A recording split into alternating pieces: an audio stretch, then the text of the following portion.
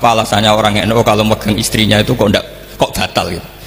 Wong istrinya digauli saja boleh, masa megang itu batal gitu. Saya pernah didebat sama salah satu kelompok ormas tertentu. Pak Baha, apa alasannya orang NU kalau megang istrinya itu kok batal gitu. Wong istrinya digauli saja boleh, masa megang itu batal gitu. Terus saya jawab, kamu tahu definisi mahram? Nggak tahu ya. Mahram itu orang yang haram dinikah. Yang haram dinikah itu ya ibu, anak, bule, ponaan. Yang haram dinikah itu namanya mahram. Justru istri itu namanya ajnabiyah, orang lain. Makanya boleh dinikah. Jadi statusnya istri itu orang lain, ajnabiyah. Sehingga boleh dinikahi. Kalau mahram malah nggak boleh dinikah. Mereka akhirnya sadar, oh ternyata selama ini keliru. Membahasakan istri mahram itu keliru. Ya terus akhirnya dia jadi Syafi'i dadaan tadi. Pernah juga ada seorang kiai yang kepikiran mau mengharamkan atau menganggap ada fidah kalau orang haji itu rokok. Rasanya kalau kata pakar-pakar kuetar itu cengkeh itu wangi. Kalau cengkeh wangi berarti kalau haji rokok itu artinya pakai apa? Wangi. Itu hampir saja deal. Karena ya memang cengkeh itu wangi. Kemudian diingatkan sama kiai yang lain. Anda berani fatwa kalau orang Jumatan sunat ngerokok karena pakai pewangi? Terus, wah iya ya, enggak jadi. Jadi ini pentingnya ilmu itu konsensus.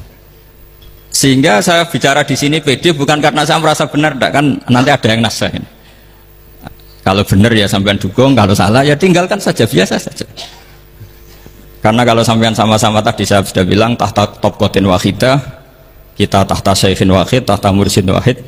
Saya pikir ilmu saya dan sampean jauh-jauh lah. Kita beda jauh kan dengan Gus Naji karena beliau alim, bisa ngarang kitab banyak. Kalau saya jenengan kan ya sama-sama nggak jelas gitu ya, sudah pokoknya santai-santai saja. Pokoknya rileks saja.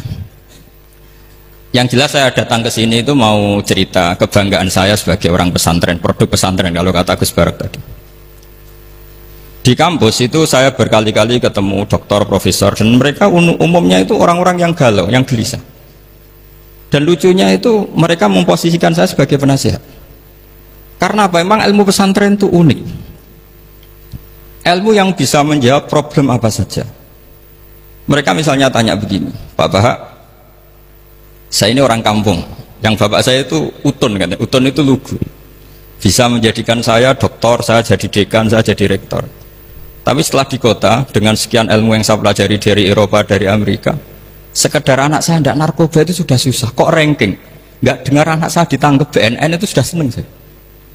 Artinya apa? Dia sadar ternyata kearifan lokal yang dididik para kiai menjadikan anak-anaknya jadi profesor, jadi dokter. Tapi dengan ilmu kedoktorannya orang menjadikan anaknya ranking itu susahnya bukan main, karena nggak ada kearifan.